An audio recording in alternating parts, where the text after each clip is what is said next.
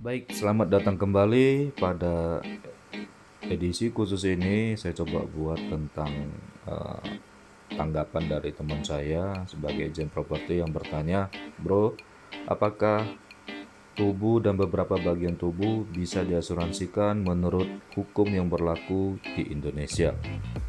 Baik, sebelumnya saya coba mengkaji dari beberapa sisi hukum, sebenarnya apa sih yang dimaksud dengan asuransi itu menurut hukum yang berlaku di Indonesia.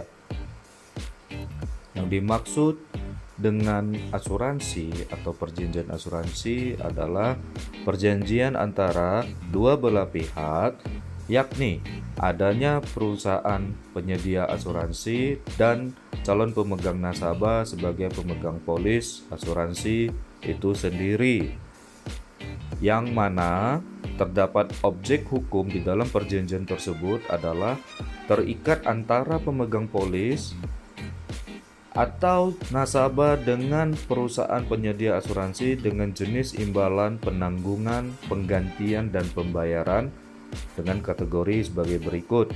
1. Memberikan penggantian kepada terdanggung atau pemegang polis karena adanya kerugian, adanya kerusakan, biaya yang timbul, kehilangan keuntungan, ataupun tanggung jawab hukum kepada pihak ketiga yang mungkin diderita tertanggung atau pemegang polis karena terjadinya suatu peristiwa yang tidak pasti, dan atau yang kedua, memberikan pembayaran yang didasarkan pada meninggalnya tertanggung atau nasabah atau pemegang polis, atau juga pembayaran yang didasarkan pada hidup tertanggung dengan manfaat yang besar yang telah ditetapkan pada perjanjian tersebut. Ada 3 macam jenis usaha asuransi yang berlaku menurut hukum di Indonesia, yaitu 1. Perusahaan asuransi umum, termasuk lini usaha asuransi kesehatan dan lini usaha asuransi kecelakaan diri. 2. Perusahaan asuransi jiwa, termasuk lini usaha anuitas, lini usaha asuransi kesehatan, dan asuransi kecelakaan diri. Yang ketiga adalah perusahaan reasuransi yang hanya dapat menyelenggarakan reasuransi. Lalu, bagaimana jika kita yang akan dan mau mengasuransikan tubuh serta bagian tubuh kita? Hanya teman saya. Saya coba menjawab, menurut pendapat saya setelah saya baca kembali beberapa literatur hukum secara konkret dan eksplisit, memang belum ada suatu payung hukum yang menjelaskan secara detail mengenai tata cara mengasuransikan tubuh kita. Namun, jangan khawatir, ada beberapa literatur hukum yang menjelaskan dan mengatur mengenai tata cara untuk mengasuransikan tubuh, yaitu yang pertama, 1. Asuransi kendaraan bermotor yang diatur dalam PMK 74/PMK 10 tahun 2007 dan perubahannya. 2. Asuransi kredit dan suretsip yang diatur dalam PMK 124/PMK 10 2008 dan asuransi pertanian Permentan 40 Permentan/SR 237 2015. Ditambah lagi, menurut Abid Huzairi dalam jurnalnya berjudul Asuransi Anggota Tubuh Manusia Berdasarkan Asas Indemnitas, beliau mengatakan Indonesia belum mengatur secara eksplisit mengenai perjanjian asuransi anggota tubuh. Namun dewasa ini, perjanjian asuransi anggota tubuh sudah dilakukan. Objek perjanjian tentang anggota tubuh manusia mengacu pada makna asuransi adalah salah satu raga yang dalam hal ini bisa diartikan sebagai anggota tubuh manusia. Berikut adalah ketentuan hukum dalam pasal 1 angka 25 Undang-Undang Asuransi sebagai berikut. Objek asuransi adalah jiwa dan raga, kesehatan manusia, tanggung jawab hukum, benda dan ataupun jasa, serta semua kepentingan lainnya yang dapat hilang, rusak, dan atau berkurang nilainya.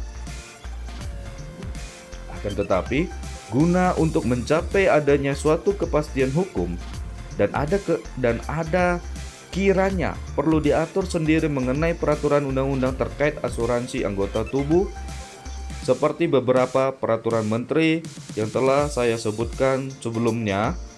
Sebelum video klip ini, mungkin bisa diputar kembali ya teman-teman.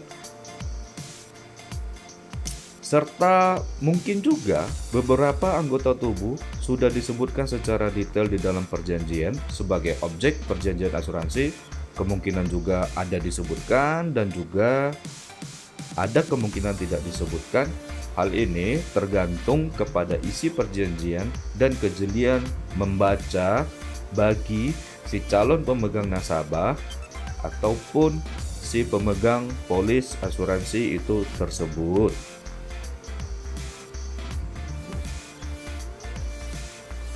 Apabila hal tersebut benar terjadi, ada disebutkan di dalam perjanjian asuransi anggota tubuh, maka secara hukum hal ini akan tetap mengikat kedua belah pihak untuk tetap tunduk dan taat terhadap apa yang sudah diperjanjikan di dalam perjanjian tersebut.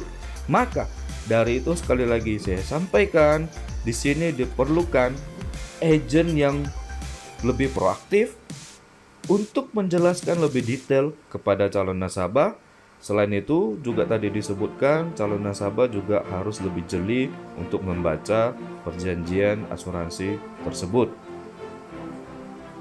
Sepanjang perjanjian tersebut memenuhi unsur 1320 KUH Perdata dan tidak melanggar sebab yang halal, artinya tidak melanggar ketentuan hukum yang berlaku di Republik Indonesia ini,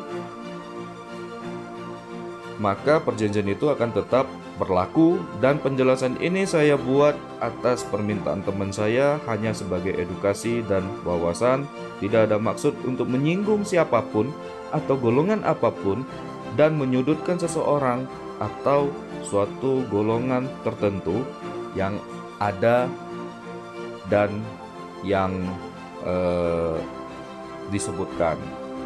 Semoga juga dengan adanya video edukasi ini dapat bermanfaat positif dan baik untuk banyak pihak, serta juga harapan saya dapat mendorong pemerintah untuk segera membentuk suatu aturan hukum atau payung hukum khusus tentang tata cara mengasuransikan anggota tubuh manusia dan sebagainya.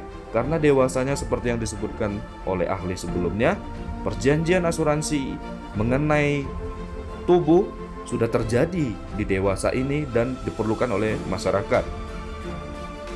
Sekali lagi, saya tegaskan, sepanjang objek perjanjian asuransi tersebut dibuat dan memenuhi pasal 1320 KUH Perdata yang berdasarkan azas kebebasan berkontrak, azas konsensualisme, azas fakta sunt servanda, dan azas itikat baik yang diakui oleh kedua belah pihak serta tidak dibantahkan lagi, maka perjanjian asuransi tersebut tetap akan berlaku dan akan mengikat bagi kedua belah pihak, yaitu dari si perusahaan penyedia asuransi dan juga calon pemegang polis ataupun nasabah asuransi itu tersebut.